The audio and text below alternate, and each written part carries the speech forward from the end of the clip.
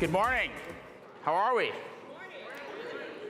We're going to start the morning with some high energy. Happy Tuesday and a happy first full day of the Aspen Institute Climate Festival here in Miami Beach. It's an honor to be the opening speaker, and it's an honor to be here because I think this is one of the most important and influential conferences of the year. We have some of the biggest CEOs and politicians here. We also have some of the world's top young activists here in the audience. I got to speak at the Future Climate Leaders Summit on Saturday. Anybody in this room from the Future Climate Leaders program? You guys are awesome. You guys are really awesome. And the reason that is because it's not the CEOs or the politicians that are here that are actually going to change the course of history on this. They can start laying the groundwork for that. But it's the people who were in their room on Saturday and Sunday and now are here to this conference that are actually going to pave that road for the long run. And it's just an honor to have you guys here too. So I grew up in the Midwest in Wisconsin as a conservative activist. I was a conservative activist my entire life, starting at the age of 10, knocking doors and making phone calls before my voice even changed. And it hasn't changed that much, but you know, we'll deal with that later. And one of the things that really bugged me was the conservative stance on climate change and the environment. I was frustrated by it every time that I went out on a hike with my family, anytime we went to our small cabin on a lake in rural Wisconsin. And when I went to college at the University of Washington, where I solely went because I wanted to go somewhere where I could hike and ski, it was literally the only reason. My parents weren't big fans of that, but that was the reason I went out there. And I started to realize that I wanted to do something about it, to bring conservatives to the table to solve climate change in the environment, which is something I think everyone in this room can get behind. But I had an opinion that I think a lot of people might share in this room that was broken very quickly, which is that I thought that there was this generational divide and political divide on climate change that was almost unbreakable, that conservatives and Republicans, especially in the era of Donald Trump, hated the environment, and that we had to basically create a brand new culture around environmentalism that included young conservatives, but kind of just let the older generations, honestly, die out. Then I started to travel the country to try to meet with conservative communities and actually understand where they were coming from. And I quickly learned something that is an important secret to share, which is that conservatives care about the environment a lot. These are the people that live in these communities that are in the environment. These are the foresters, these are the farmers, these are the people that rely on the environment to survive. They also are the ones that are providing us the resources for us to survive. And yet for years, we vilified those communities and refused to visit them and refused to engage with them to the point where their only option in their minds is to jump to the opposite extreme and to say, to hell with the environmental movement, I'm just against everything they stand for. And because of that growing divide, the solutions have become even worse. You have one side that says that we need a Green New Deal, and the other side says that this issue doesn't exist at all. That divide will never solve climate change. And until we engage the conservative communities, the rural communities, we will never solve climate change. But there's an inherent difference between the way that conservative and rural communities think about climate change and the way that maybe we do as more urban people. I would assume most of us are more urban people. I live in Phoenix now, and I'm sure all of us kind of most of us live in bigger cities or suburban areas. Conservative communities like a few things: a slower pace of life, the importance of community and their local community. They don't like rapid change and radical change. And they don't really care as much about efficiency as we do. They don't care about kind of getting from A to B as quickly as possible and picking up your laundry as you pick up your groceries as you get them all delivered to your door. They don't care as much about that. And so when we make our policies just for the urban community, we leave behind an entire additional subset of the population that is so imperative to this problem. And when I started ACC, I went to an environmental NGO kind of private gathering of CEOs where one of the top CEOs of one of the more urban environmental organizations told me that I was the first conservative that they had ever met that cared about the environment. And a few months later, I toured a coal plant in Utah where I was told by the coal workers that I was the first environmentalist they had ever met. That divide is the problem. We are refusing to talk to each other. We are refusing to understand where each other are coming from. We're refusing to move past the days of Tucker Carlson and Rachel Maddow and the divisive news cycle that we have. We're feeding into it by allowing this to become the most partisan issue of our time when it should be the most unifying issue of our time. So what can climate change activists do to change that? We must stop the one-size-fits-all environmental approach that we've used for years, that pins rural people as the enemy, that pins conservative communities as the enemy.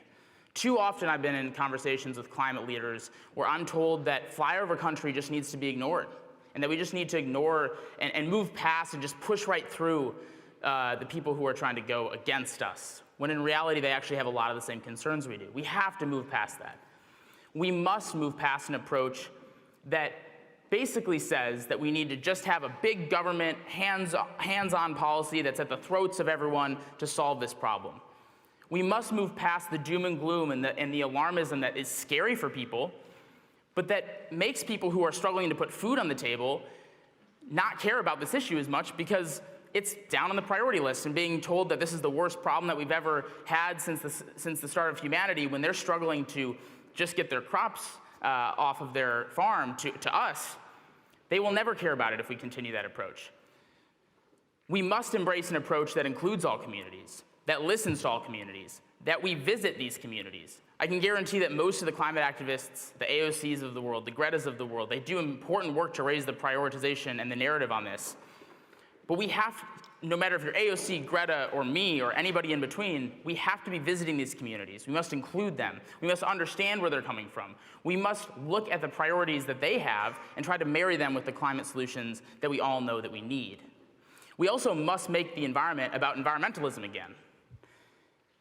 This is about the physical planet that we love so much. This is about the beautiful areas that have captivated our country, like the Yellowstone TV show and our national parks.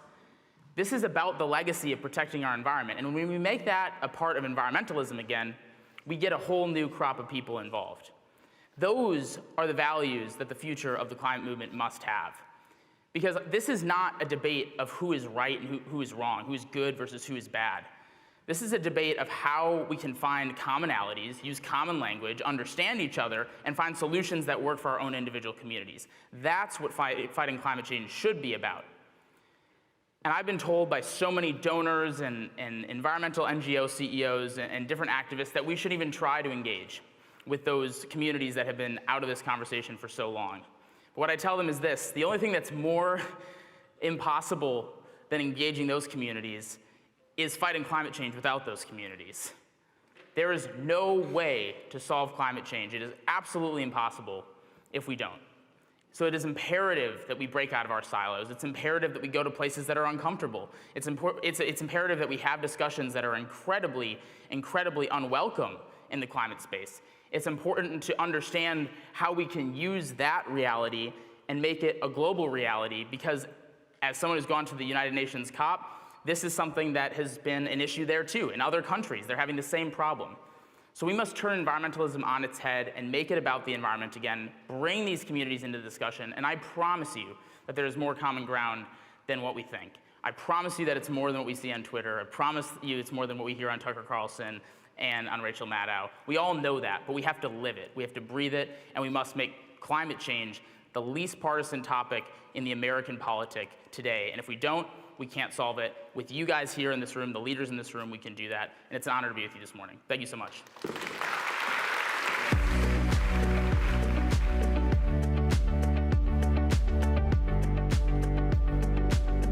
Please welcome Executive Editor of The Washington Post, Sally Busby, and Editor-in-Chief of The Guardian, Catherine Viner, with Catherine Murdoch.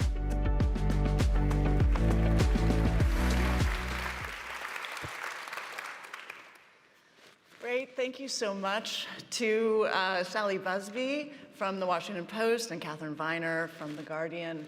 We have two of our climate champions in journalism here with us. And I first want to start by calling out what's great about some of the coverage. I'm really so excited to see that the Washington Post has a whole climate solutions section. That's really wonderful. And I particularly wanted to note an article by Rebecca Solnit that The Guardian published talking about the fact that we need new climate stories. And that's a little bit what I want to talk about today. So Tell me a little bit about this moment in time that we are in. We are changing the story about climate change. We've gone from letting everyone know that it's a problem to figuring out how to talk about solutions. So, Sally, tell me a little bit about why did you start this Climate Solutions, and how are you finding the reaction? Mm-hmm. I think it's exactly that. I think we started to understand that there was sort of finally interest in the story that was beyond purely political, obviously the political aspects of the story remain very important, as do the policy aspects, but people were starting to actually, readers, respond to things like extreme weather events, and we could tell that they were hungry for sort of climate explanations. They were starting to respond to stories about people who were affected by climate change, and they were actually starting to respond to things like innovation and solution, and this sort of concept of what do I do in my own life. And so we really just kind of started to see that readers really were responding to these stories in different ways, and we sensed that there was opportunity there at this moment. I don't know exactly why that has changed, but it definitely has. And I do think that especially as you go down younger in readers, you are finding people who are somewhat turned off by the politics, but deeply interested in the subject. And Catherine, what about you? What are the new climate stories that are resonating with your audience? I mean, it's very interesting. We used to joke about 15 years ago. We've had a big climate team for a long time, and we used to joke at one point that we had more people writing about climate than reading about climate. And then something happened, I think maybe 6, 7, 8 years ago, and the audience went absolutely massive. And I still think there is a role for those those terrifying stories, as long as they're scientifically literate, as long as you do them when it's really good research, and it's really, I still think it's really important to do those. But I think fear is only one way to get people to respond. And I think another way is through stories that inspire them. There's one story we had a few weeks ago, which was just about a community in Bristol who had got together and built the biggest wind turbine in Britain. And it was just, they'd literally raised the money themselves, and it went crazy. And you could see people all around the country saying, well, we could do this, we could do this. And you sort of think, particularly for communities, when politicians aren't really responding, as many aren't as they should, communities will respond, because I really think people get it now, and I'm just not sure that it's the politicians who are in touch. And Sally, how are what metrics are you using to decide what stories to pursue? Or are you using metrics to decide that? And if not, how do you make decisions about which stories to cover and which not? I mean, we don't so much as, we don't really sit there every day and go, oh, that topic is resonating, we'll do more on that.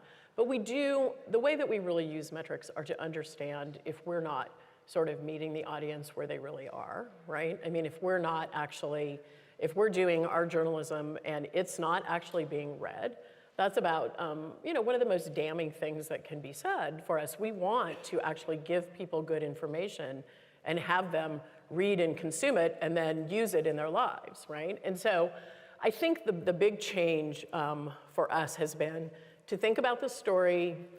So if 6 years ago we were all frustrated because we were writing stories about big policy issues, or we were writing very catastrophizing sorts of studies, and people were really not responding to those very much. I think it's accurate to say that, right?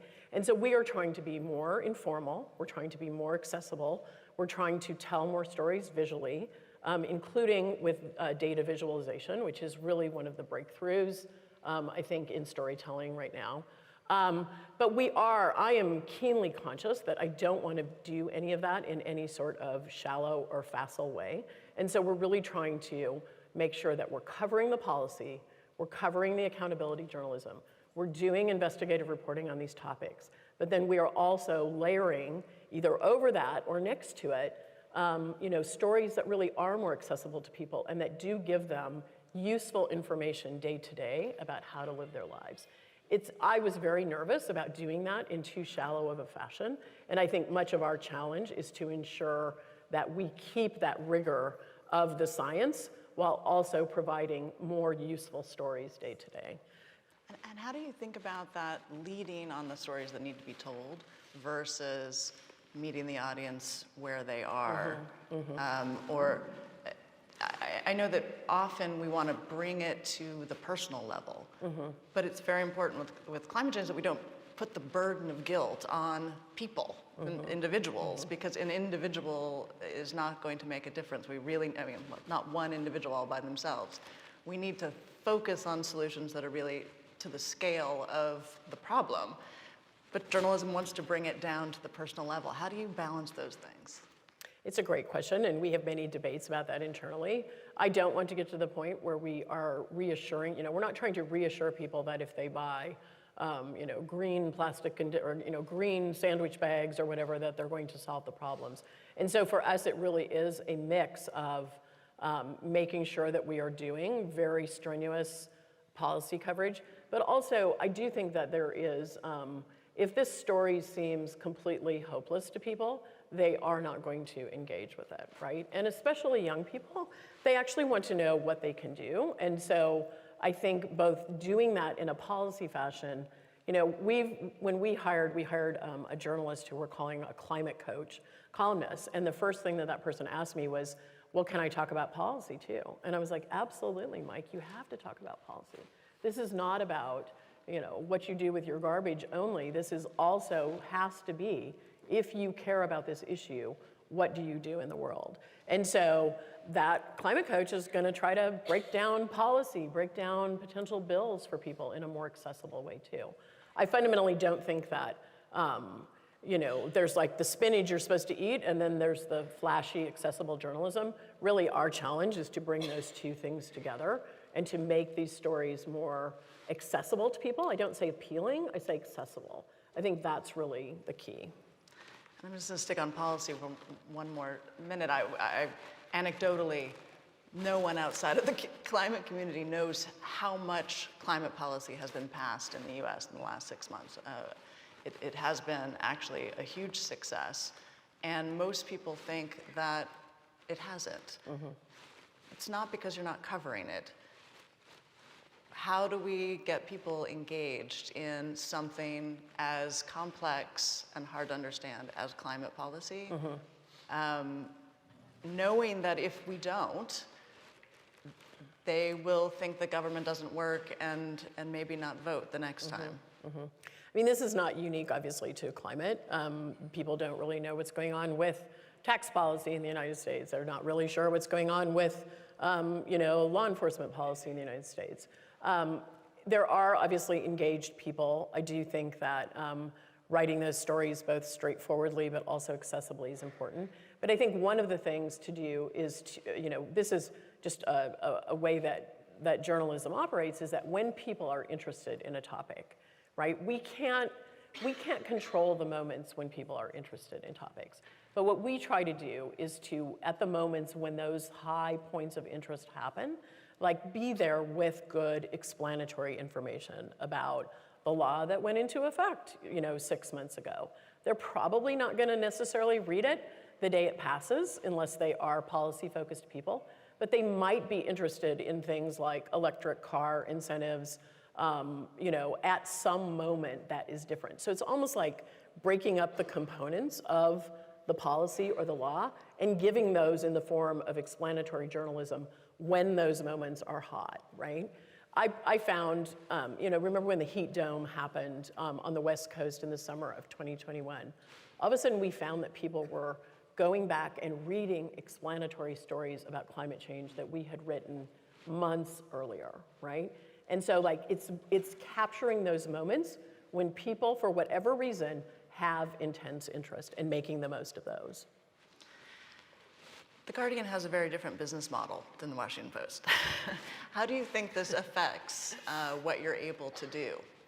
Yeah, so for people who don't know, we're available to everyone. We don't have a paywall, and we ask people to contribute through voluntarily. And what that means is that we have really massive scale, and that anyone can read us, even if all they need is a phone. They don't need any money. And we ask people, you pay so that someone else can read for free. And what that means is that we're massive, and we can absolutely tell stories to everybody. There's no barriers to finding us. And I think that's meant we have a real impact, and one of the things that really drives us is how can we make an impact all around the world with the journalism, and really sort of talk to people in ways that influence them. And even with a philanthropic model, you still need an audience. And so the audience, in fact, maybe even especially with a philanthropic model, you need an audience. How have you managed to grow that audience while focusing on a topic that most commercial enterprises have found difficult? I have to say, for us, it's an absolute driver, is our climate coverage. And it has been, I became editor in 2015. It's been about one of our big drivers of audience. It's a big driver of reader revenue. Lots of people read climate stories and contribute immediately afterwards. And it's a sort of, it's a hot area, the Guardian, that people want to work on. We've got, it's a very global team. We've got people all around the world who, got somebody on the Amazon. So it's just a big priority for us, and I think our readers can tell that. It's backed up. We don't take fossil fuel advertising since 2019. We're a B Corp, and so I think as a business as well, people can see that we sort of mean what we say. This is a difficult moment in time for the media business in general. There's been a lot of change, particularly for local news. Although I think that there has been some movement forward. We support the American Journalism Project, which works on local news. And it does seem like a multi-revenue business model of some kind works. Whether there's a philanthropic strain to it or a business strain to it, having events and membership and that sort of thing. How do you think that at this particular moment in time for media, how does that affect coverage of something like climate? Yeah, it's a great question. Kat and I sit up here, and we're two of the best resourced news organizations in the world. So we're on the lucky end of the spectrum, right? And we never have enough, but we have sustainable business models. We know where we are. Local news is under enormous pressure in the U.S. I think one of the things that has been the most hopeful in the last couple of years, I worked at the Associated Press before I joined the Post, and there has been some really interesting nonprofit funding of very, very severely undercovered areas of of society in the United States. Some of that has focused on just very underserved communities. Some of it has focused on things like climate coverage or equity coverage in places where there are literally no independent journalists who are able to work, or if there are courageous local independent journalists, they're basically doing it in their spare time or with actually no financial support whatsoever. So I do actually think, although it has some challenges, that for many media, especially local media, some of the nonprofit funding of reporting, of coverage areas, not necessarily of advocacy, because people can't really make good decisions unless they have a strong information. And I know that, I don't think anybody wants to give up on, just because there's misinformation in the world doesn't mean we shouldn't be engaged in the fight. We want there to be good, solid information about what the government is doing, what the science is behind something like climate change. And I think that the missing part of this conversation is that people do tend to trust local media more than they're going to trust big national news organizations. They do trust people like meteorologists who are in their, in their living rooms. And there really are some, I think, under-leveraged ways that good, I'm not in the business of advocacy. I'm in the business of good, solid, factual, science-based information and making sure that people are actually consuming that, right? And I think there's some creative things that could be done even more with local media and making sure that local media in this country doesn't disappear, because that would be very bad for civic society all across on climate and on 1,000 other issues. So just like, little on the soapbox here, people tend to focus too much on what's going on with national media and not actually focus enough on the incredibly important role that local media plays in what people actually think and believe, I would say. Climate change is another sort of unique property in that it is huge time scale. How do you think about covering something with that type of time scale? Well, yeah, it is huge timescale, but it's also happening right now. I mean, I think one of the things we've tried to do in recent years is show people how it's happening right now, and it's happening, and people are starting to feel it happening right now in all of their communities, in whichever communities they live in. I mean, the previous speaker, they're happening in those communities. And I think that's when people really start to pay really great attention. Although it also, when it's happening, when half of Pakistan is under floodwater, I think they also pay attention. So we think, I think although it's talking about the longest possible term, I think our job is to bring it into the immediate. I often say, sometimes it's, media is heavily denigrated by most people, but I think that much of the time when they're sort of hating on media, they're actually saying there are things about human nature that I don't like. There are things about, we have a bad news bias, we are interested in conflict, sometimes we don't have a long attention span, et cetera. How do you think about covering conflict in this space versus success? Mm-hmm.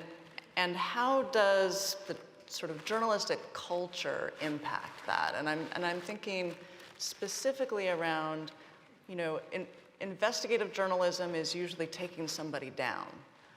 And that's usually what prizes are given out for. And there's a cynicism in a lot of the newsrooms, right? That sort of say, well, yes, this business says it's going to do something, but let's go see if it really is doing this. Mm-hmm.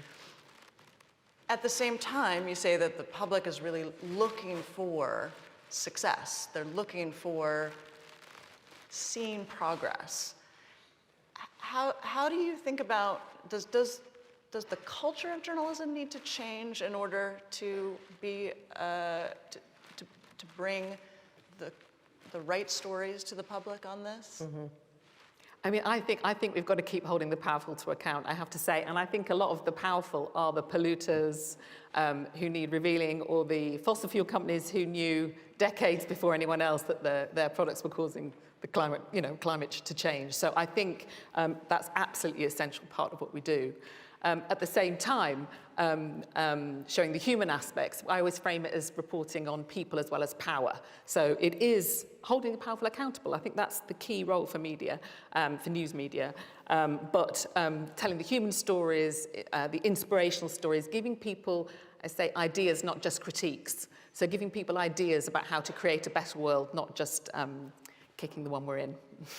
Yeah, I mean, I basically feel the same way. I mean, I actually, part of what we are aiming to do in the next couple of years is, as I said, to kind of radically increase the amount of international investigative reporting that we do around the subject of climate, because I do actually think that there are some incredibly important accountability stories. I think what you're referring to, and I think this is true, is that this story was such a political football in the US for so long that it basically became sort of just a political football story. And I think, but I think that is kind of the battle of the past. I don't mean that it's going away, but I think that there are an enormous number of people who are interested, and it's not all just feel-good stories. They're actually interested in some of the science. They're interested in some of the innovation. We heard, I think you guys are hearing like this building materials conversation, and I think there's just enormous sort of practical interest in that kind of thing right now. I'm not sure exactly why. I think it is probably because people are starting to see this in their day-to-day lives. And the thing that happens is that when a story moves from just being a political football to actually being sort of like a textured, nuanced, sort of multi-layered stories, that's where we as journalists, like, then there's opportunity. Then we can tell story about small inspirational things that are happening. Then we can tell stories about, companies that are grappling with, what's really going to happen. I mean, we did a piece about 2 weeks ago that was, well, it was about a week ago, I guess, that was looking at the battle in California about storing water during these big, what are they gonna do to store water during amazing sort of, atmospheric river moments, and then they get a drought. And that story got enormous interest, but it was much more sort of a normal, it was this is what's happening in California. And it had the climate science in there, but it was then just a normal sort of like, what's the government gonna do? What's the impact on my life? What's this gonna do to my taxes? That kind of thing. And I do think that as the story becomes more relevant to people day to day, that we're sort of gonna get past this, it's just a political football, because one of the opportunities is, city managers are grappling with these things in real time. Those are the types of stories that I think will draw an audience going forward. So I don't know, Kat's in a different place because Europe and the UK have always, paid more attention to this story. To me, what we're really just trying to do is we're trying to actually capture what we see as a change in the audience, and push that forward to what journalism is needed now. I don't know that anything we did 5 years ago is creating this change. I think we're seeing the change, and we're trying to actually leap on it and do the journalism that the moment requires right now. Okay, final question. It's a big one, and we only have a minute left. So it's 2043. Oh, there is a 2043. Yeah. 2043. It's 2043, and it's a job well done. We're looking back on a job well done. What did you do right? What are you proud of in your climate coverage? Why did we succeed? I mean, we should have done these investments, 5 years ago. We'll look back and I'm sure say that. I think I want to make sure we stayed focused on the policy, because that is still the biggest lever, and not ignore that. I think that's one of the things I would say. Okay, we will hold all the powerful polluters to account and shame them in the streets. we will tell the human stories of the people who inspire and are, creating new ideas for the future. We will collaborate with other news organizations and with NGOs and with anyone with an interesting story, so that we're aiming for the public interest, not our interest. We will diversify our coverage and our journalists, because this is a social justice issue as well as a climate issue. And also, in 2043, people will say that in 2023, everything changed because of that amazing story that The Guardian did. The whole world changed. The climate crisis stopped dead that year. Excellent. On that note, thank you very much.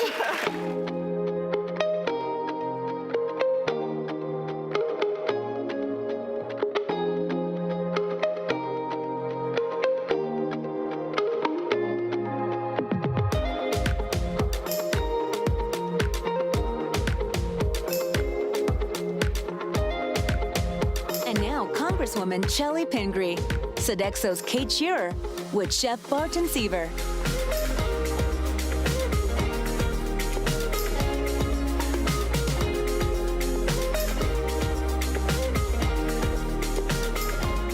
Hey everyone, what an honor to be here with you today. One little thing I've got to take care of first. My little 6-year-old boy likes to send me around with his favorite Darth Vader to be with me. And why do we do anything but for each other, especially for our children? And I'm so fortunate to be able to be here today with two very good friends, very admired colleagues, to talk to you about something that's awesome, which is food, right?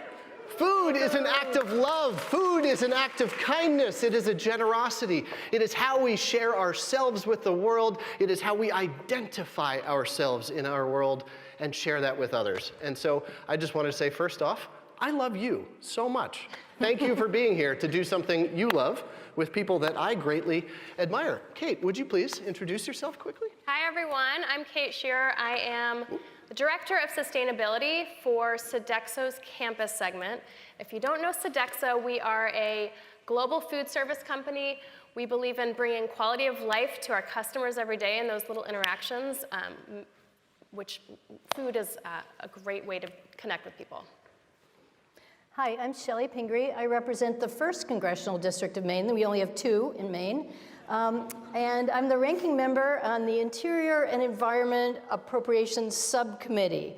I also serve on the Agriculture Committee. I've been in Congress for 14 years, so I've worked on multiple farm bills, and my goal this year is to work on agriculture and climate change. In my other life, I live on a tiny island that takes 1 hour to get to by ferry off the coast of Maine, and I've been a certified organic farmer most of my life, and I'm in the hospitality business because it's Maine. Awesome. And as in Maine, everybody's got a hustle in so many ways, so many interesting people there. So we do have sort of a Maine focus here today, and I have the role of both moderator and panelist. So my name is Barton Seaver. I am neuronutrition faculty at Harvard, as well as a National Geographic explorer, recovering chef and restaurateur. And all of the things that I do are based on how do we create positive public health outcomes through food. And that's what we get to talk about here today. So Shelley, I want to talk about that Farm Bill first off. So the Farm Bill is, well, I think it's wrongly named because it's called the Farm Bill, but really it's a bill about what we want our society to look like. 10% of it is really about farming, 10% of it is about ecology and environmental protection, but 80% of it is really about nutrition. It's really the food stamp bill. So to me, it's a conversation about what do we want our society to look like, and I think really a conversation about what responsibility do we have to each other here in this richest nation in the world.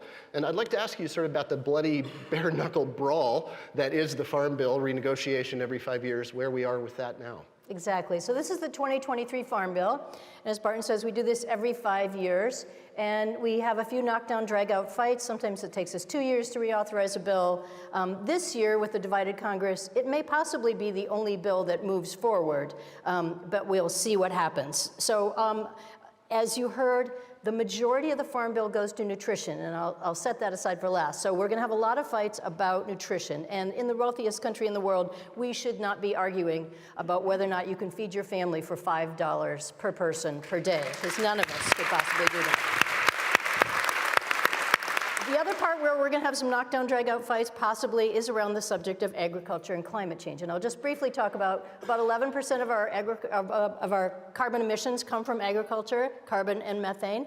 And I've written a bill called the Agriculture Resilience Act. That is my take on the things that we really need to focus on to deal with climate change in agriculture. And it's got a few sections, and I'll just describe them. One of them is research, because we have to research what we're going to into the future. A major section on soil health, and I won't get all geeky, but we all know that you can sequester carbon in the soil. And if everybody used great agricultural practices around the world, we wouldn't be having this conference and we wouldn't be talking about these things, because we would be pulling the carbon out of the atmosphere through the roots of our plants. Farmland protection and viability, we cannot afford to lose any more farmland right now and turn it into development.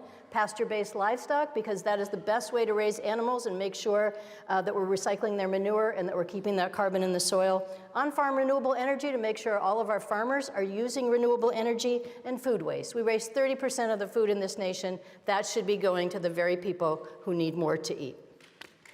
Farm Bill. Wow. 101. Well, that is a professional right there. Wow.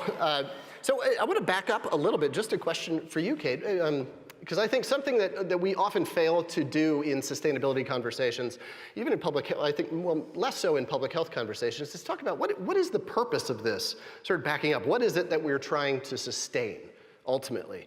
And I'd ask you, a simple question, what's the purpose of food? Yeah, I mean, ultimately, it's about survival. It's about thriving. It's about fueling us to do what we need to do, whether it's learn, care for others, just subsist in our families and our lives. So it's that basic, right? It's about survival. Yeah. Well, it's about, I think, ultimately our ability to thrive.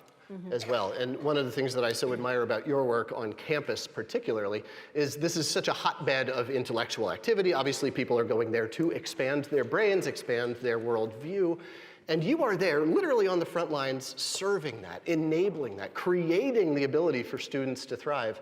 And you shared something with me just this morning when we were sitting around, that 1 in 3 college students in this country are food insecure. So how do we, in the conversation of environmental sustainability and public health, even just public decency of feeding our neighbors, How does this all manifest itself sort of literally on the ground in the soil? Maybe you could use Maine as an example, all the way through to the food on the plate. Yeah, I mean, so Sodexo, one of our key levers to address, equitable food systems, to address our net zero by 2040 carbon goals, is to think about how do we support regenerative, sustainable agriculture and aquaculture. Without that, we are not going to be able to continue to feed people. As you mentioned, on our college campuses, a lot of students are really struggling with food insecurity, more so than at the scale of our national landscape, which is really surprising when you think of the cost of education. People are there really learning how to feed themselves for the very first time. So we have this really important responsibility to come there and provide education and equitable access to food, but also to play a role in the community itself and to support those local growers right in our backyards. So we're really proud of the work we're doing in Maine to shift our food spend to Maine growers. We've spent $7 million over the last 8 years shifting products that we buy to serve our students to Maine growers. And $7 million in Maine is a big deal. We're talking about a very rural economy. Maine is sort of a microcosm of the macrocosm. We're the oldest state in the union per capita. We have one of the greatest wealth distribution differentials there. We just so goes Maine, so goes the union in so many ways. Kate has a sort of somewhat scandalous statement. She says, broccoli is where it's at. And, would you talk to us about sort of my that 6-year-old would disagree with that, but apparently broccoli is the #1 most consumed vegetable on a college campus. And so, Who knew?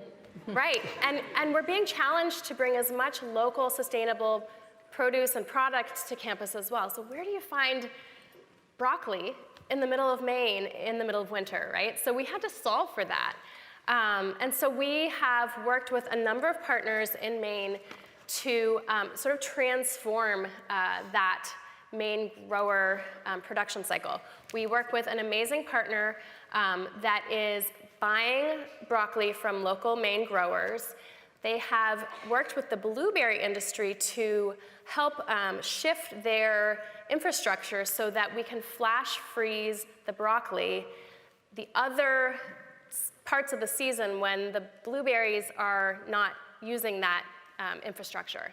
And so it's not only providing another revenue stream to the blueberry industry, it's allowing the broccoli growers to expand their production to be able to serve, the institutional buyers year-round. So we're now able to bring a healthy product, at an affordable price to our college campuses, and we're promoting the broccoli growers. We had a broccoli takeover event at 11 of the UMaine campuses the other week. So it's fun. I mean, it's entirely sexy, right? A broccoli takeover. Broccoli cheddar soup, broccoli stir fry. Hey, this is all good stuff. So backing away from Maine for a second, part of this conversation here. So from a global perspective, talking about what a food system represents. So from a climate and greenhouse gas emission standpoint, we're talking about roughly about 30% of global greenhouse gas emissions coming from agriculture, the vast majority of that from food production. About 50% of that is basically land animal proteins and what goes to feed them. But when we look at some of the global economic numbers, because I think there's so many different ways to approach solutions and how to measure them, talk about them in ways that people can really adapt to and understand. So the global food system is valued about $9 trillion for what we consume. But the global food system costs us $20 trillion, $11 trillion in negative public health impacts, and about $7 trillion in environmental impacts. And then another $1 trillion or so in terms of the burden that society bears for negative public health outcomes. So we're talking about, not to make people a crass measure of just GDP, but wow, I mean, this is an incredible way to invest in people. And when we invest in people through food, guess what? I mean, the solution for public health, positive public health outcomes, is the exact same solutions as we want to see for greenhouse gas mitigation in our food systems. And so there is this giant win, and there's this giant pot of, well, right now, loss that could be turned into something really magnificent. And when I say GDP and per capita production, again, that's sort of a crass way to say, but really what we're talking about is the ability for people to thrive. When we talk about the positive public health outcomes of diets rich in seafood, rich in grains, legumes, beans, greens, all the things we know we need to eat, quality of life increases, length of life increases. In America, actually globally, our health span, meaning the number of years that we live where we are healthy, free of the burden of disease, is 13 years less than our lifespan, the number of years that we live. Wow. I mean, right there is a quality of life, ability to thrive aspect to this. So you had mentioned aquaculture, which to me, in Farm Bill and Agriculture Resilience Act, so this is a bare knuckle brawl to retrofit these food systems that we already have in place. But with aquaculture, we have this opportunity to really very intentionally build a brand new food system. Aquaculture globally is about 60 years old as a commodity market, though we've been practicing it for thousands of years, mostly on indigenous knowledge that we can now lean on for answers to our current issues. But we are architects and witness to the creation of a brand new food system. How cool is that? Last time we got to do that was 10,000 years ago, right? And so we have this opportunity to very intentionally set the framework of what we want a food system to be, what its end result should be. And so what's your work around aquaculture through food service production and purchasing? Right. So animal proteins is one of the largest contributors to our carbon footprint as a company. And so we are really looking at how do we shift diets to consider lower carbon footprint protein sources, whether it's aquaculture sources or plant-based. We actually have a commitment around shifting our resident dining menus and campuses to 42% plant-based by 2025. And so we're looking at innovative ways and innovative industries that can help us come up with new ingredients, new recipes and platforms. Kelp is a really versatile, healthy ingredient that we are investing in Maine. There's a really positive collaboration with the Maine lobster industry where during their off-season they are being provided kelp seed to produce that so that they have an additional income stream during their off-season.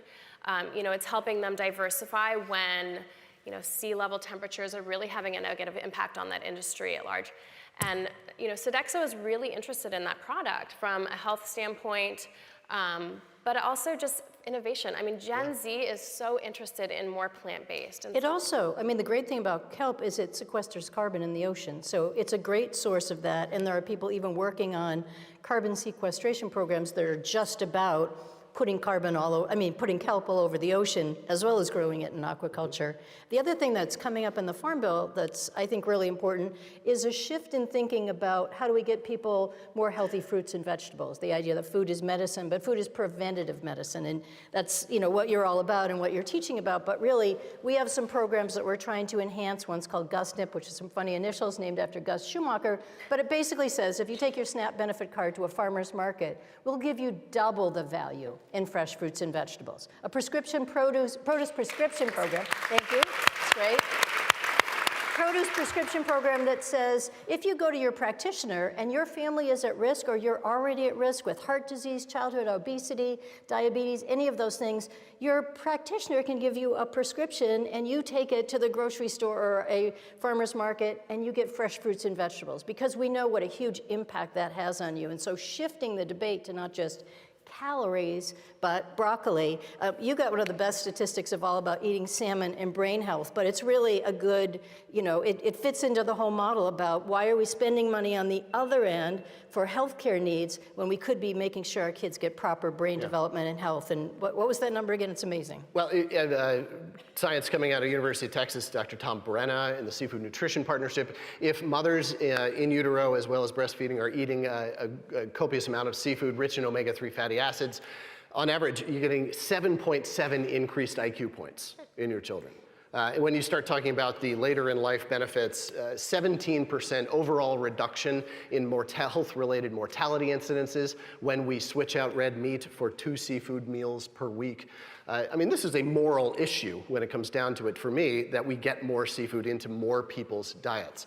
And luckily, that's where I really think with aquaculture, we have this incredible opportunity to very intentionally build a food system that is purposed with positive public health outcomes. And specifically in America, we have this wonderful capacity.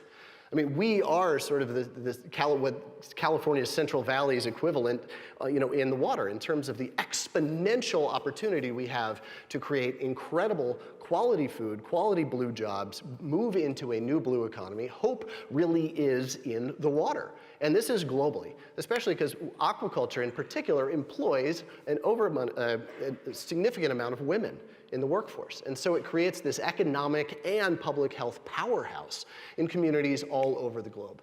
And it really comes down to the fact that it needs social license. We don't understand what aquaculture is necessarily. If I describe to you a farm, I mean, you're there all of a sudden, instantly, right? I mean, you get it. The undulating hills bathed in autumn splendor setting sun with perfectly patterned rows of corn, that white house, paint chipping, red barn, color fading, like, hot damn, John Cougar Mellencamp in the background. We get this, right? But if I ask you to describe a fishery or a farm, most people just can't get there. We look gaze wistfully out at the wine dark sea and think it happens elsewhere, beyond the horizon of our attentions. But really, it is a reflection of us. It is a food system. It is our virtues and values that we want to see on the plate. And so with that, I would ask, sort of in the opportunity to articulate a national food purpose statement, do you think we could ever do that? We have life, liberty, and the pursuit of happiness enshrined in our national founding document. All of that is based on food. Do you think we could ever get to a point? The state of Maine passed a bill on the right to food, and this very idea that everyone should have a basic right to food. It seems so fundamental. It seems bizarre to be the wealthiest country in the nation. And the one hitch, I'll tell you, that gets in our way during the Farm Bill and with a lot of other policy that I work on, is more money is spent in the food and agriculture and food processing industry to lobby Congress than the defense industry. That's when we forget about the real purpose of food. When Barton asked us in the beginning, the purpose of food is to keep you healthy and to keep you going every day and develop your brain. But we've turned food into all these other things. And a lot of people in the food industry don't want to lose their hold on ultra-processed snacks and all the other things and the nutrition in school lunch. And we're going to have massive kinds of fights about this. But let's get right down to it. You cannot feed your family on $5 per person per day. It just doesn't work to have healthy fruits and vegetables at that price. And with that, we're out of time here, so I just wanted to point out that Kate's company, Sodexo, is providing a wonderful vegan meal, putting all that we have talked about here on stage literally into your hands so that you may thrive. I love you all so much. Thanks for being here.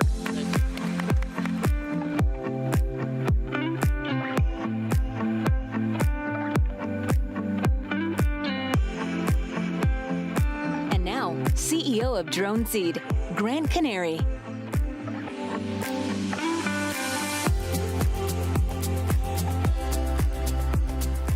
I'm going to try and bring as much energy as Barton did there.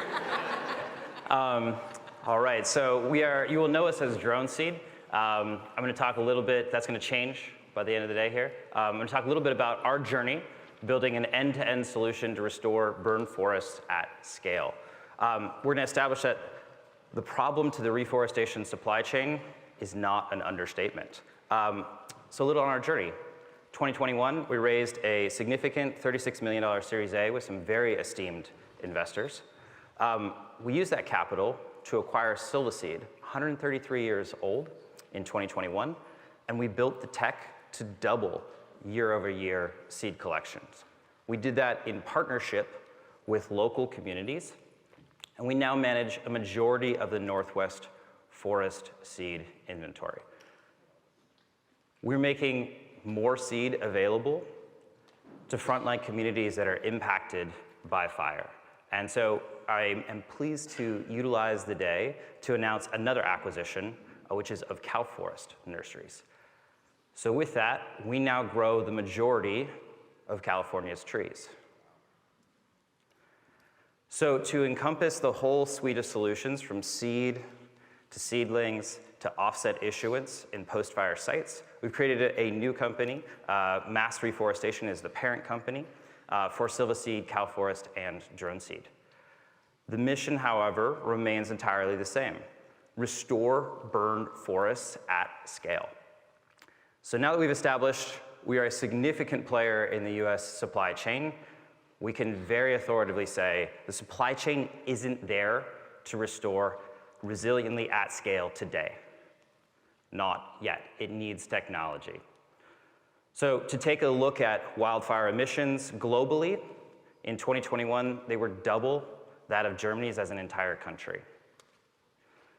In California, the 2020 wildfires emitted 127 million metric tons, one fire season. That eliminated 18 years of hard-won reductions by the state of California, which were only 65 million metric tons. That doesn't measure the yearly water loss, the water treatment, or the biodiversity. That's just one data point there. So it is absolutely critical to restore these carbon sinks. Now, how is it that an industry that's been around for decades isn't able to rise to the challenge? What has changed? Why is the supply chain overwhelmed? Well, the industry was accustomed through a century of fire exclusion to being able to have 10 years to respond to a 10,000-acre fire. That is obviously no longer the case. You're obviously all very aware of the numbers that are in the 100,000s, if not millions, regularly with multiple fires. And if the industry couldn't get to it, well, then nature could, right? I mean, that's what I was taught in high school bio. Forest burns, forest regrows, right? Well, think about what you know about glaciers, coral. With climate change, we're seeing a decrease in natural regeneration. It used to be around 90% would regenerate after a fire. Now we're seeing that drop to 60%, 40%, depending upon the species and the ecosystem. So every step of the supply chain is blocked. We don't expect you to know what those are, but it's the collection of the seed, it's the planting and cultivation into seedlings, it's getting it out to site, whether it's by people or drones, and then it's the finance, the paying for it. Because if the tree's just burned, well, typically, that's where the revenue comes from. The timber revenues pay for reforestation. So where's that money gonna come from? So what we're doing is we're tapping into a rapidly growing market of carbon offsets, projected to reach 50 billion by 2030 at 2 billion today, inside of a much larger market. And more growth is coming. So the SEC has approved a rule 3-to-1. Final language is out in April that publicly traded companies must disclose their emissions, which is going to provide a huge tailwind. So to tap into that, we've created reforestation as a service. And in 2022, with Henry Creek, we doubled landowner investment. So 300 acres, our offsets sold out. 2023, with Sheep Creek, we eliminated the need for landowner investment entirely, because again, where's that money gonna come from? And we're providing a return that is superior to timber on a net present value basis. And we 10x the size. So we're having those conversations around the offsets now. There are 7.5 million acres in just the US of other land managers each year that need these services, and that is what we are scaling to. We connect with local community members to work with these land managers. The consulting foresters who brought us the Sheep Creek project because they knew this would be a very difficult project to undertake. We have 2 million tons of projects in development and 10 million plus that were in dialogue, and that number is rapidly increasing. Now, carbon offsets. There's been some criticism here. We absolutely welcome that criticism. There's 140 plus standards right now. It accelerates the development of the highest quality offsets. Our offsets are top tier in quality, and the numbers show it just based on the volume traded, and also the highest price, which is removals, which are a subtype. That is because of the monitoring, reporting, and verification, that MRV, and the additionality that we do under the Climate Action Reserve methodology. So, reminder, these are forests that were unlikely to naturally regenerate. There's a 1-year confirmation by an accredited third-party forester who comes out after the last planting a year later. And there's 100+ years of funded monitoring by a nationally accredited land trust, another third party. They get an endowment, much like a college. It's invested in the market, provides a percentage return. That's what pays for an annual site report and a site visit every 5 years for the next 100 years. Lastly, there's an insurance buffer pool. What happens if there's another fire?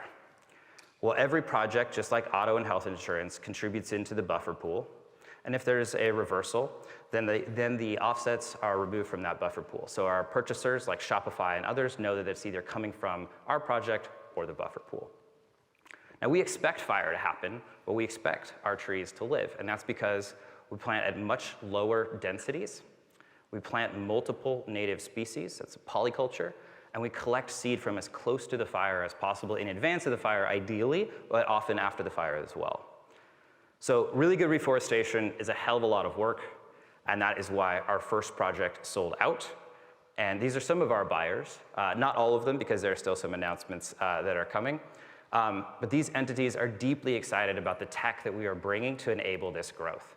The software that has enabled us to double year-over-year collections and make that seed available. The hardware that we're utilizing to cultivate and grow the seedlings in half the time. And we're growing the first purpose-grown plug or seedling for post-fire sites. So this optimizes for water and heat. We're utilizing a number of different technologies and are really excited about biodiversity monitoring and credits. And then we're doing all of this with no upfront cost to landowner and a return that is superior to timber on a net present value basis. So we are mass reforestation. We are restoring for resilience. We welcome the conversation and excited to be chatting with many of you today, and my colleagues here are able to have this conversation with myself. Now, I've whipped through this, so the QR code is there on there, so if you would like to take a look a little bit more, yep, there's the cameras, there we go. Thank you so much.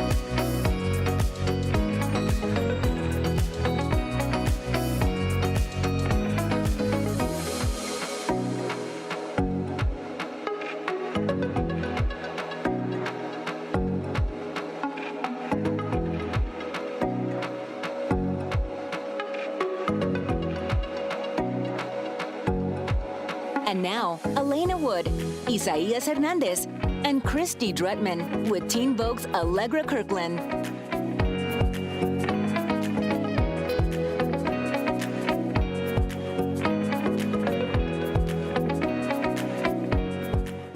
Hi everyone, my name is Allegra Kirkland. I'm the Politics Director at Teen Vogue, and I'm thrilled to be here for this conversation on how we deal with climate doomerism.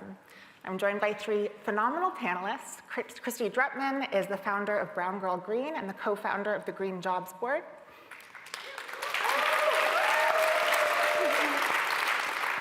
Isaias Hernandez is the founder of Queer Brown Vegan. And Elena Wood is a sustainability scientist, climate communicator, and the founder of the wonderfully named Garbage Queen. So, Elena, I hope to start with you. I've heard you say that you don't really encounter outright, climate deniers anymore. You're much more likely to meet people who fall more into this climate doomer camp, especially young people. So they basically think, it's too late to do anything about the climate crisis. So kind of a two-part question. One is when you notice this shift happening and what you think prompted it. And then two is, what are some of the harms associated with climate doomerism? Like, why is it such a dangerous path for people to go down? So climate doom has overtaken climate denial in the last 5 years. Obviously, there are still people online especially, who will claim they don't believe in climate change, but as we're realizing, a lot of that is trolls and bots. So the vast majority of people do believe that climate change is real. But when the shift to this climate doom started happening was honestly when a lot of developed Western nations started experiencing the worst impacts of climate change, whereas the Global South, the frontline communities, have been experiencing these awful disasters for years. And the real danger was with this is that people will give up on activism. We know we need the numbers in order to address climate change, in order to push forward climate action and justice. And when people believe it's too late, why would they fight? Yeah, and I think, I say this one is for you, is, one of the most troubling things to me is that it kind of perpetuates this mentality of like climate change is something off in the future still. It's like, oh, our grandkids may be screwed. What are we going to do? But really, climate change is here, and it's impacting frontline communities right now, all over the globe, all over the U.S., like here in Miami Beach. So, can you talk about some of the kind of like the privilege and the disconnect that kind of undergirds this mentality too?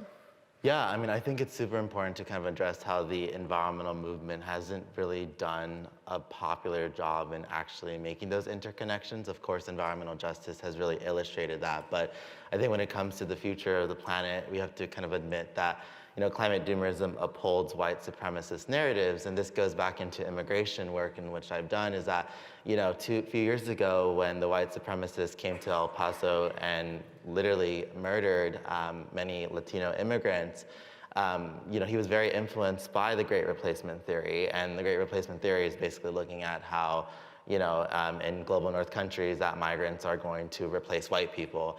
And the truth is that we need to start to be comfortable to talking about anti-racism, because I think a lot of us can say that we're pro-BLM, pro-LGBT, pro-immigrant rights, but then when it comes to actually saying what we're spreading, perhaps the language that we're saying is not intentional to hurt people, but we have to start to really reframe this narrative that this is a white supremacist issue that we are currently dealing with in our ecological crisis. Poor immigrants of color are not causing the climate crisis. It's corporations that are based in those communities of color that are literally poisoning us and then influencing, white supremacists to come to our communities and to slaughter us. So if you're uncomfortable to talk about your own whiteness and how it upholds racism, then how are you going to be advocating for climate change? Yeah, absolutely.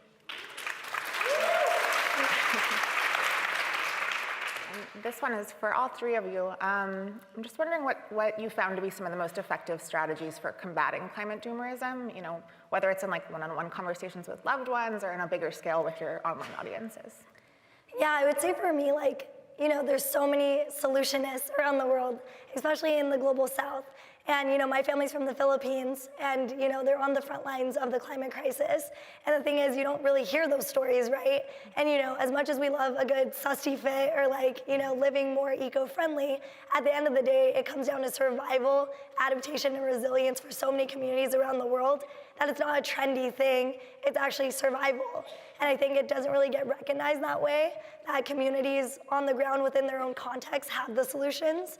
And it's just a matter of the need of funding, resource redistribution, and the need of power redistribution to be able to bring that funding. And we recognize that in the recent climate negotiations with COP27 with the Loss and Damage Fund, but that took my whole lifetime. I was born in 1995. And it took this long for even these little pennies for a Loss and Damage Fund. So it's how is the funding going to the communities on the ground that have those stories and solutions? And I think that's how you combat climate doom, because you're actually seeing those resources going to those communities in the context that they need for them to implement those strategies. We don't need any more white savior, these communities need to be saved. These communities are saving themselves every single day, and they're coming up with the solutions right now. So how are we supporting them as allies on the ground and empowering them to have the voice and the agency to take up those spaces?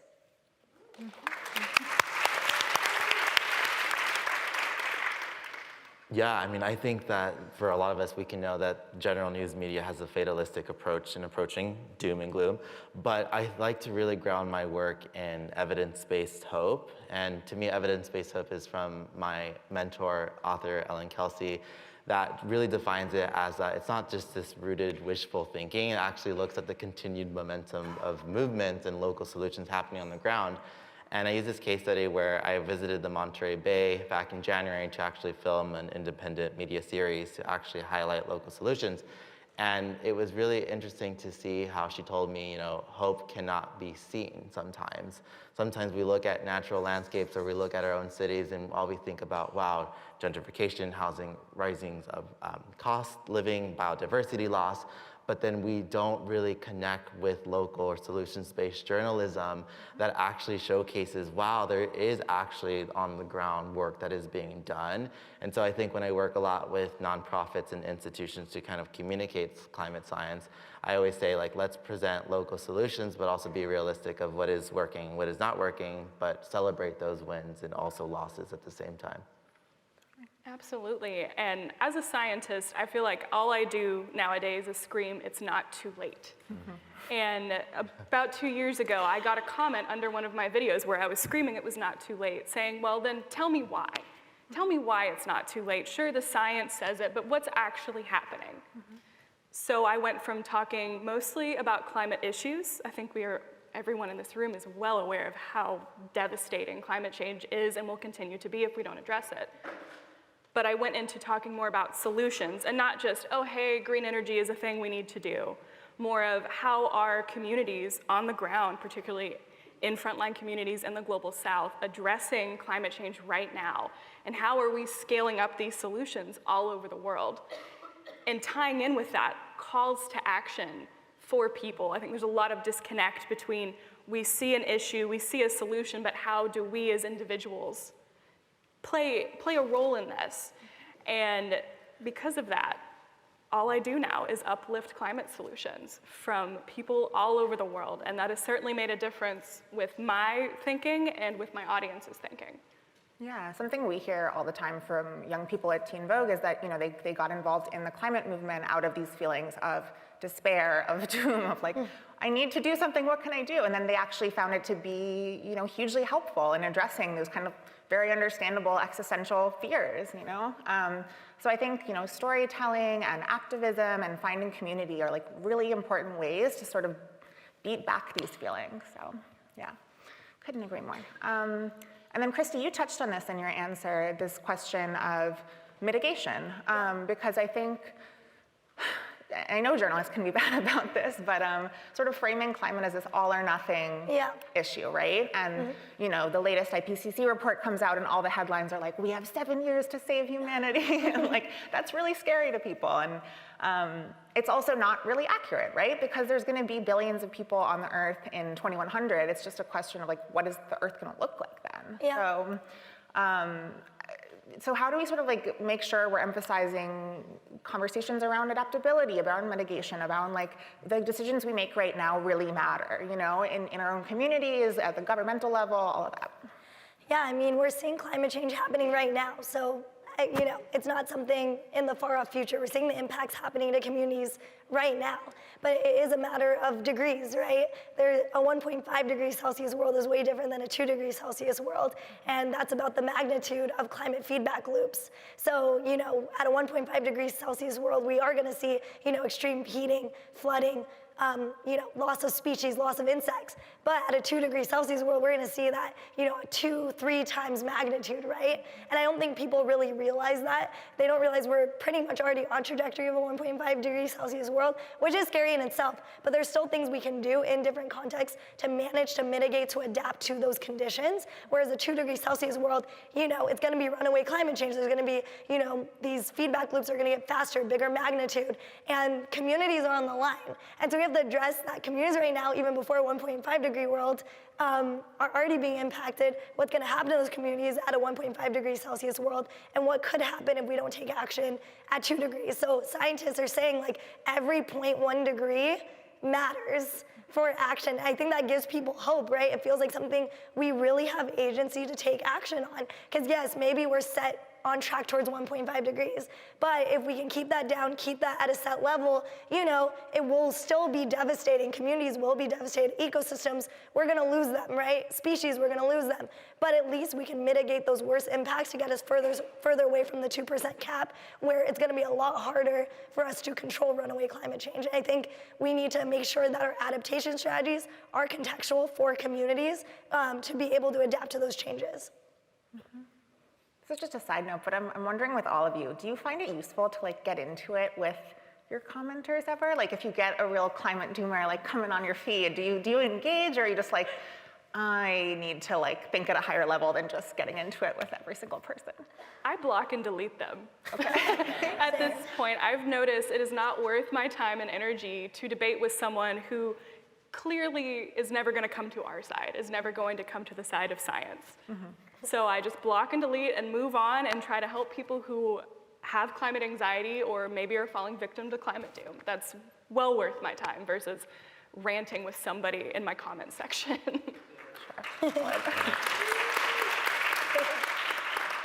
Where do you get the sense that people are getting these climate doom, like especially young people, getting these climate doomer messages from, like, predominantly? Newspaper headlines. Unfortunately, there are a lot of clickbaity headlines out there, and a lot of young people love to use this green screen tool on their social media apps to just stand in front of it with some very emotive song in the background and just not add any information. They haven't read the article, it's very clear. Those go viral. And one thing leads to another, and people are like, it's too late because of that. But also, it's seeing how we have not taken a lot of climate action up until this point.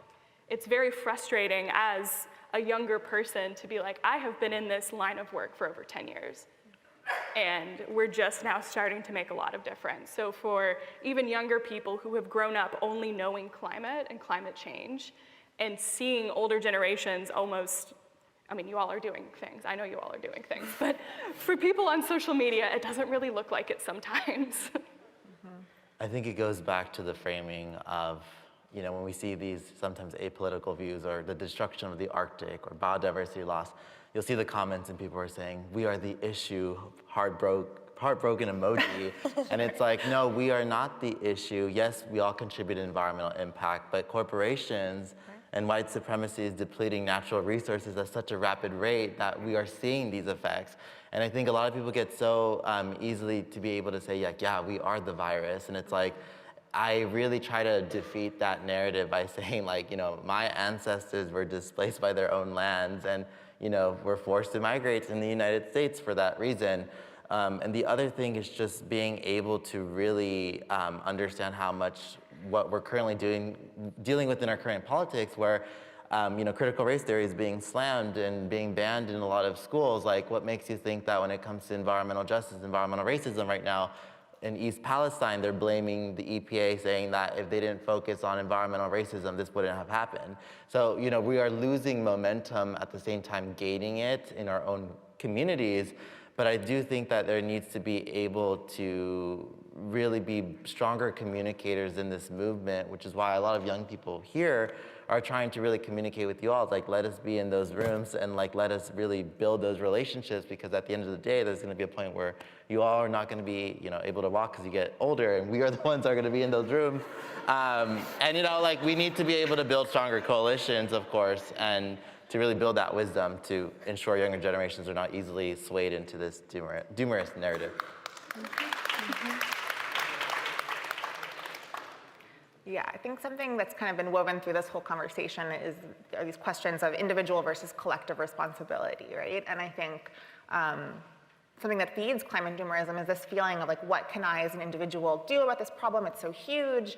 But really, it's not like an individual can't solve the climate crisis. Like, it has to be individuals coming together collectively to, you know, to make sure that governments and militaries and, you know, big corporations are being held accountable and taking the action they need at the scale that's required. So, yeah, I think, and that's a more empowering way to think about it, right? Like, it's a group problem. It is not one, it's not you and your straws or whatever. So, how do you try to like reinforce that message on your platforms?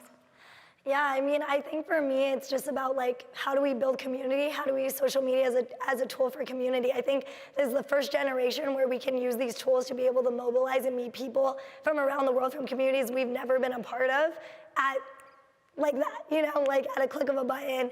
I've met people from, you know, countries around the world that are working on climate activism in communities that I would probably never have access to or don't want to, you know, burn all the carbon to get to, you know, all those things. And it's just really exciting because like we're sharing and exchanging information at such a rapid rate. We're able to build new tools. And, you know, it's just very exciting what young people can do with social media if they use it strategically and leverage it as a way to mobilize the people around them to take action in their communities.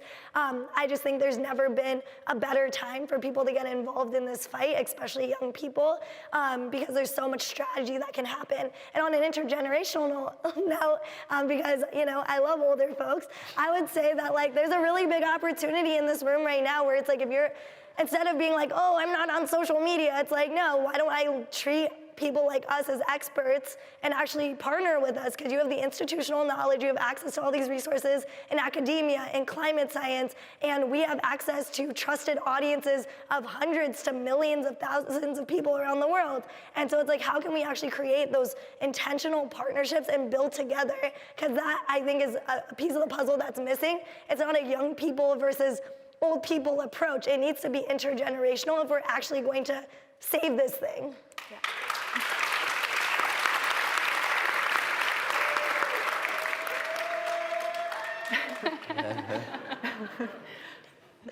Yeah, I mean, echoing off everything that you've been saying is that, I mean, I love having older friends. I was telling my younger friends, like, you know, that the importance of having older friends is, yes, they have mansions or houses, they're already established, you get to stay, hang out with them, they treat you really well, like a child. But, you know, I think in terms of like mentorship, like, I've been able to really ground myself even more. And I've always said that, you know, we don't think social media is the solution. We've always said it's a part of the solution. I understand as a communicator. I'm not a journalist. I'm not a CEO. Like, I always tell people clearly that, look, I want to be able to respect everyone's work title here. So how do we really build together other than you just seeing me as an influencer that sells products? It's like, I'm much more worth than that. Like, we all have environmental science degrees, and that's always devalued in these spaces just because, you know, oh, well, you're just a young person. You probably don't know what you're doing. It's like, a lot of us have actually been in many rooms and conversations with these business leaders. So I think a lot of older people here actually just reach out to young people and see how we can actually knowledge exchange, and also maybe letting me stay at your property for a few days. Do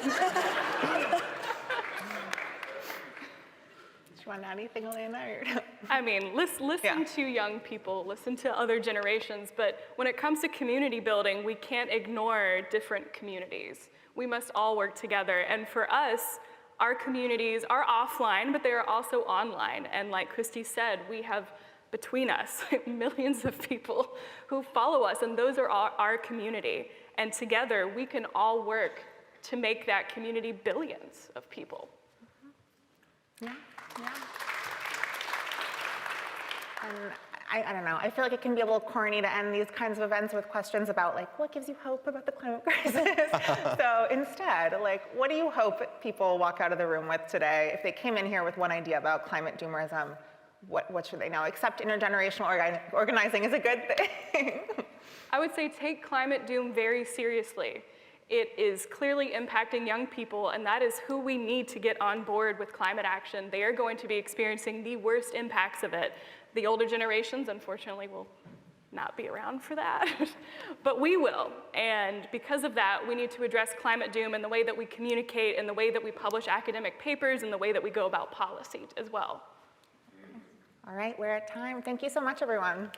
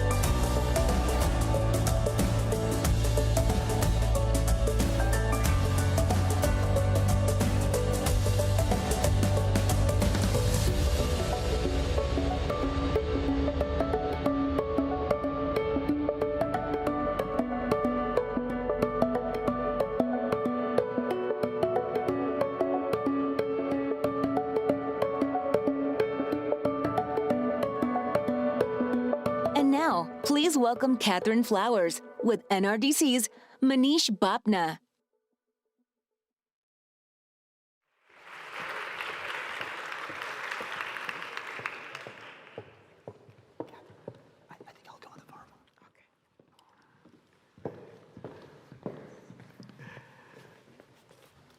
Good morning, everyone. Great to be with you. Such an important topic we're going to be talking about in this final session. We're all in this together, so we should act like it. It's a theme that you've heard consistently across all these morning conversations. And this is such an important day to have this conversation. Some of you will know today is the anniversary of Bloody Sunday in Selma, when civil rights activists were brutally attacked on a bridge on their way from Selma to Montgomery, Alabama. And we couldn't be more privileged to have Catherine Flowers here to talk to us a little bit about how we need to all come together.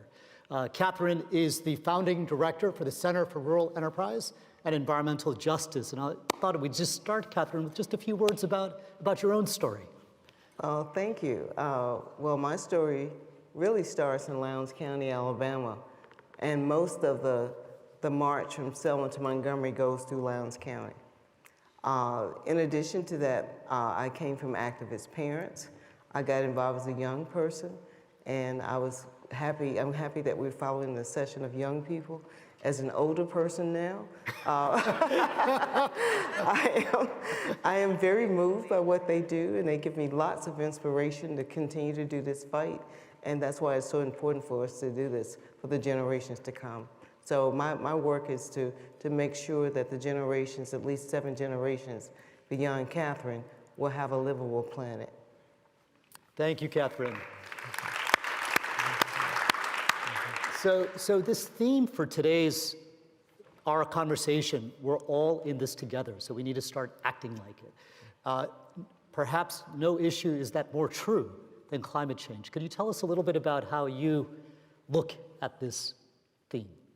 The way I look at climate change and this theme is that throughout the United States, the most vulnerable people are suffering now, and they're suffering the most. And there's a lot of frontline communities that are suffering, whether they're in Cancer Alley in Louisiana or East Palestine.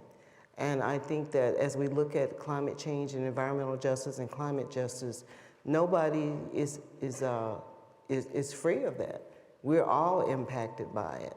And sooner or later it's coming, whether you're living in areas that are experiencing wildfires or areas experiencing drought, or those areas that, like in my community recently, I spent a lot of time, I've moved to the Huntsville area in North Alabama, and we've become the new Tornado Alley.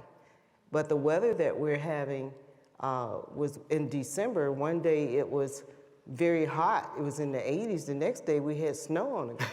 That was in Alabama. So clearly places around the world are dealing with climate change, but in the communities where people do not have the ability to, if they're living in mobile homes, they don't have the ability to protect themselves from heat, they're all impacted. So I think that we have to collectively work on these issues now in order to get to where we need to be. So this point that climate impacts are not an issue for somewhere else or tomorrow. They're a today issue, and they're happening everywhere.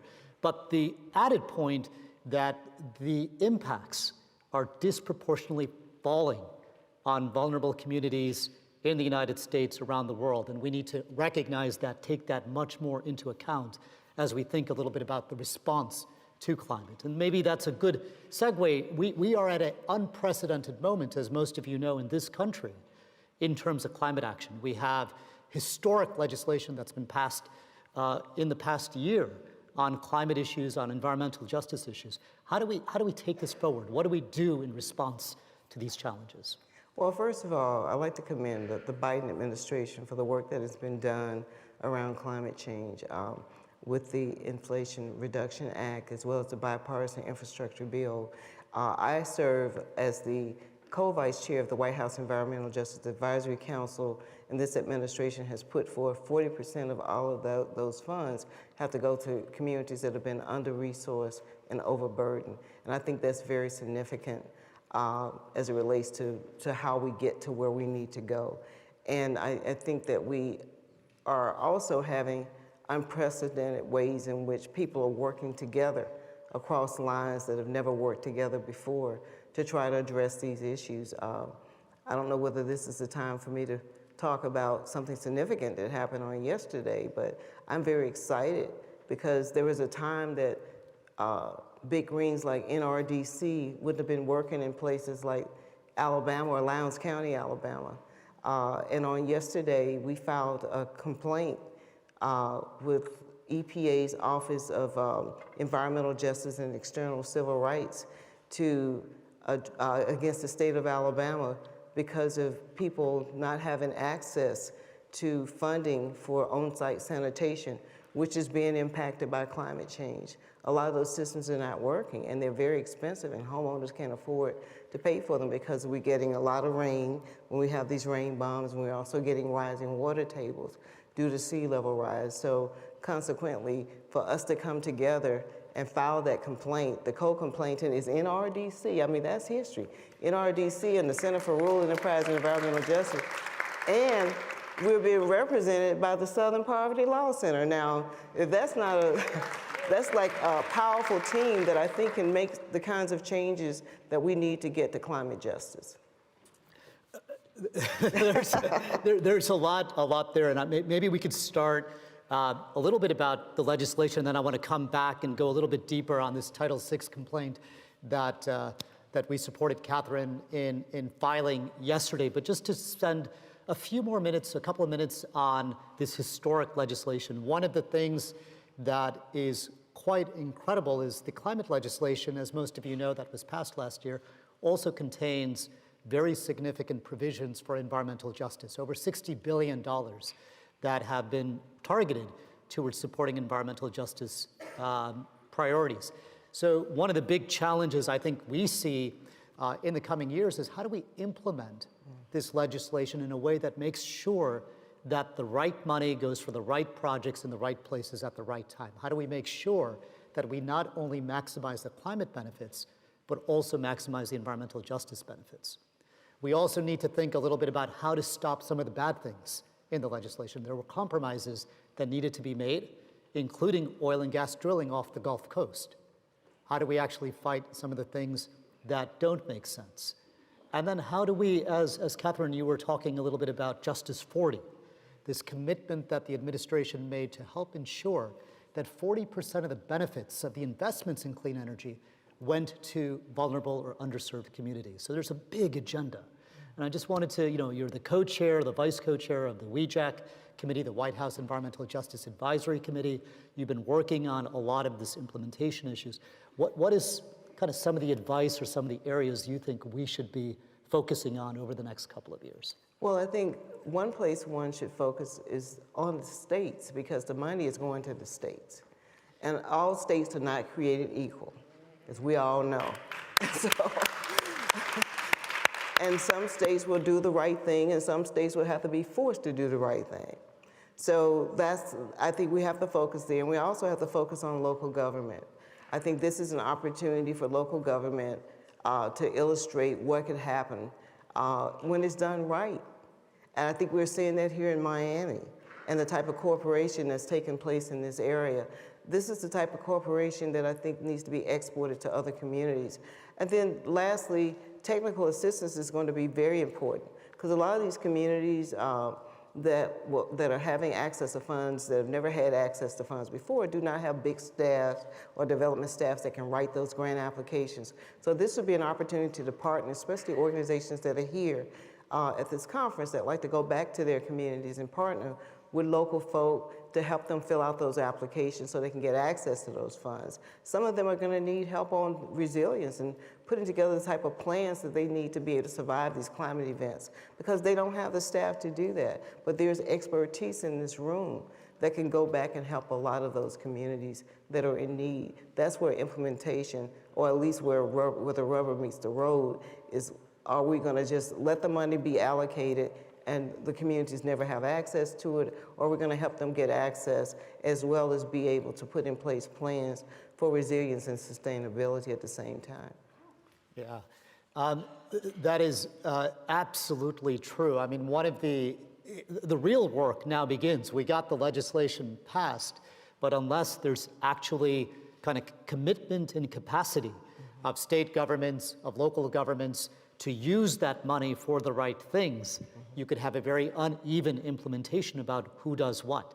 And this point about how to provide technical assistance support to frontline communities so they can access the money and actually take advantage of what was passed is going to be critically important in the next couple of years. And maybe that's actually a nice segue to go a little bit more now into Alabama and some of the work that you've been doing on the ground in Alabama. I'm wondering if you could just say a few more words about what the situation is in Alabama and what motivated you to want to take this complaint that we talked about just a moment ago forward.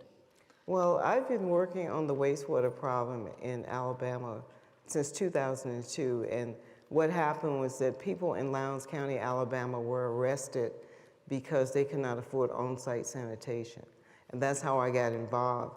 My commitment to Lowndes County, my passion for Lowndes County, is because I'm a native. I'm a country girl. That's where I grew up. So, you know, in Lowndes County, everybody is 2 first cousins once removed. So, so in order to, it's true. So, you know, if you go there, people come up to me and say, oh, they look like Catherine. Yeah, they're probably Catherine's cousin. So consequently, my commitment there is one that no matter what happens, I'll continue to work there. But the wastewater problem is still an issue, and we later found out when we did a study, when we partnered with Baylor's National School of Tropical Medicine, that there were tropical parasites there. People living with raw sewage, especially those that had failing septic systems, had hookworm. Hookworm is something that's generally associated with third world communities, communities that are not as wealthy as the United States. And I think that that was the travesty of it, and is kind of a segue to help us understand what environmental justice looks like. So we've been working on trying to solve that problem, and beyond just getting the attention of the White House and others who have supported us in putting wastewater funds in these 2 bills that we talked about to help communities like Lowndes County, we're also working on technology.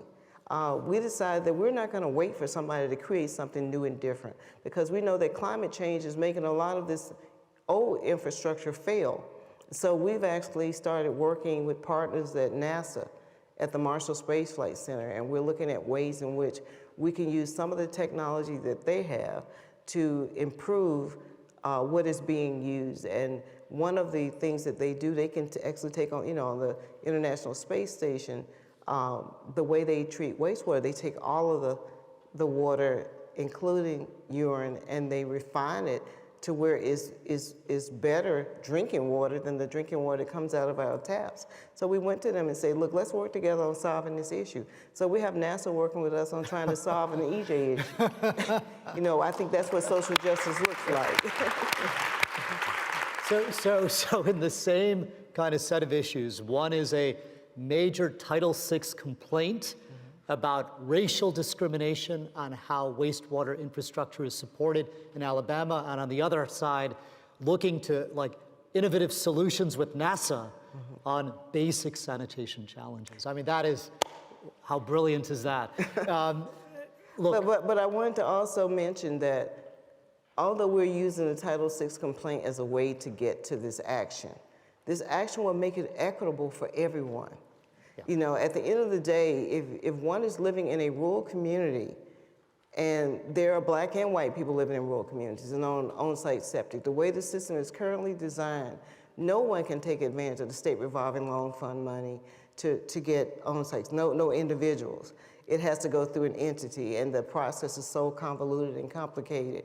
But this will change that process for everyone, because a failing septic tank doesn't care which party you're in, doesn't care what your race is.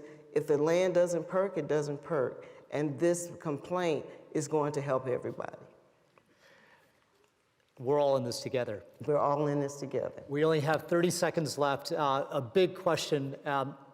You're a source of inspiration and hope to so many people in this room, around the country, around the world. Thank you. What gives you hope? You know, two things quickly.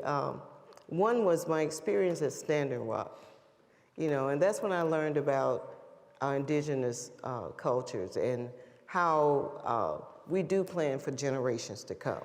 So that's one of the things that gives me hope. All the young people that I saw at Standing Rock. Another thing that gives me hope is all these collaborations that are happening. For an example, we're working with Aspen on a conference on carbon removal. I mean, who would have thought that we would have been able to approach them and say, look, we need to talk about this because we are all in this together. And we're gonna have to figure out how to reduce the carbon emissions, the legacy emissions, as well as what's happening now every day. And we're going to be, please be listening out because we convinced them to come to Alabama, to Huntsville, Alabama, and we're going to be doing an Aspen-style conference there so we can come together, develop a plan on how do we address reducing emissions, especially how do we remove carbon. So that is, those are the things that gives me hope. Please join me, a warm round of applause to Catherine Flowers. Thank you.